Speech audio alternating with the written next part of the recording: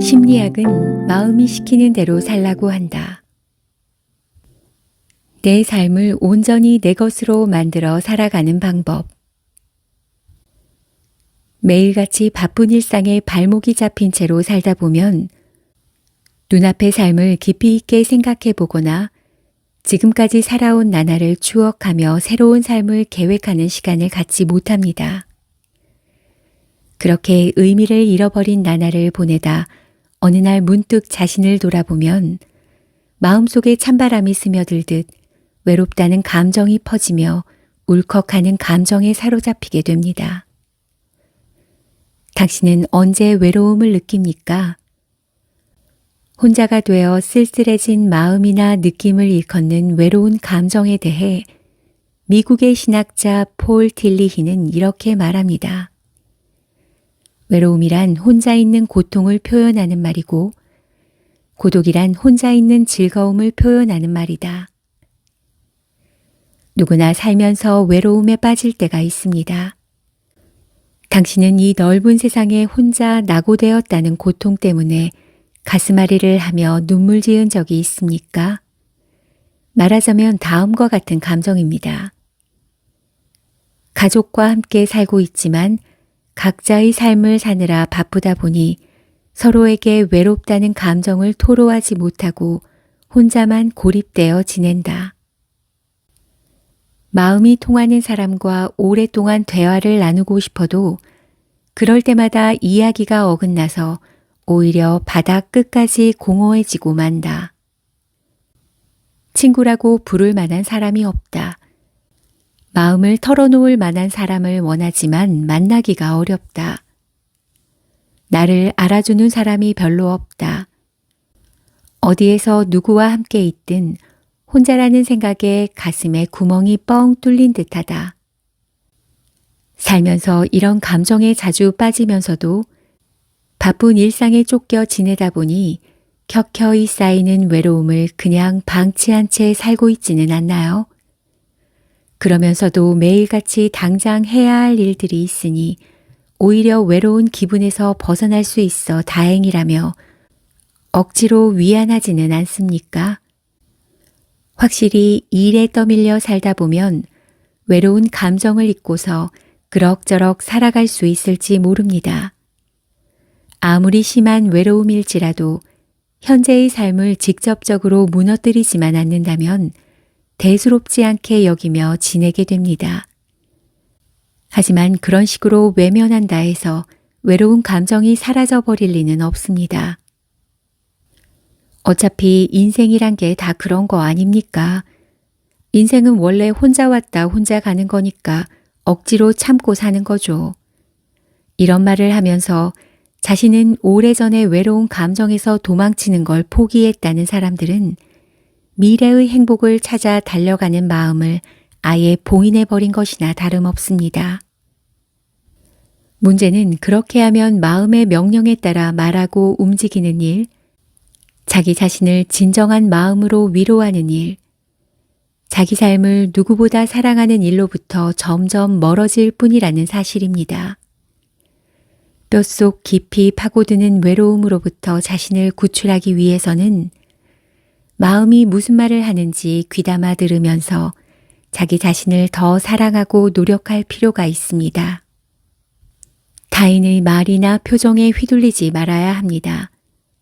하루에도 12번씩 오르락 내리락 하는 기분에 일희일비할 필요도 없습니다. 나는 이런 삶의 태도를 착한 이기주의로 규정합니다. 자기 삶을 온전히 자기 것으로 만들기 위해 자기 중심으로 살아가는 선량한 이기주의입니다. 작은 행동 하나, 사소한 말 한마디라도 철저히 자기 자신을 중심에 놓고 살아가는 착한 이기주의자의 길을 통해 외로운 감정에서 해방되시기 바랍니다. 착한 이기주의자로 사는 법. 심리학자로서 오랫동안 자기중심과 타자중심이라는 개념을 바탕으로 심리치료를 진행해왔다. 나는 이를 통틀어 자기중심 심리학이라 부르고 다른 표현으로는 착한 이기주의자가 되는 심리학이라고 부르기도 한다. 자기중심과 타자중심의 결정적인 차이는 자기 자신을 삶의 중심에 놓고 살아가느냐 아니면 타인을 중심에 두고 살아가느냐 하는 점이다. 자기 자신을 인생의 중심에 두고 살아가면 주변의 사물이나 시시때때로 일어나는 일들을 자신을 축으로 놓고 바라보고 생각하고 판단하고 선택하면서 행동하게 된다. 반면에 내가 아닌 다른 사람을 중심으로 살아가면 주변의 사물이나 현상을 타자의 시점으로 바라보고 판단하고 선택하면서 행동하게 된다. 다시 말해 자기 인생에서 자신은 존재하지 않고 다른 사람들이 주인공 노릇을 하는 삶이 된다는 얘기다. 타자 중심의 삶은 뭔가 결정할 때 항상 남들이 어떻게 생각할까를 염두에 둔다. 자신의 생각이나 감정보다 외부 상황이나 주변 사람들에 맞추려 하기 때문에 자신의 마음속 감정을 외면하고 타인의 기분에 좌우된다. 자기중심은 자신의 기분을 소중히 여기면서도 동시에 상대의 기분을 인정한다. 왜냐하면 상대 또한 자기중심 위주로 살아가는 존재라는 걸 알기 때문이다. 그래서 서로가 서로를 인정하는 일이 가능해지고 그렇기에 인간관계가 더욱 돈독해지는 것이다. 자기 중심으로 살아가기 위해서는 우선 밖으로 향해 있던 시선과 다른 사람들에게 향해 있던 관심을 자신에게로 돌릴 필요가 있다. 그러기 위해 현재 주변에서 일어나고 있는 일들이나 사물, 현상과 같은 대상을 보면서 자신에게 이렇게 물어보자. 나는 지금 무슨 생각을 하고 있는가? 나는 지금 어떤 기분인가? 지금 나의 마음과 신체는 어떤 식으로 느끼고 있는가? 이런 식으로 자신의 마음이나 감정, 욕구나 오감, 육체에서 오는 느낌들에 초점을 맞춰보자. 자기를 제대로 알기 위해서는 스스로에게 초점을 맞춰 자신의 감정을 오롯이 느껴야 한다. 조용히 눈을 감고 제시된 질문을 포함해서 현재의 나를 느껴보자.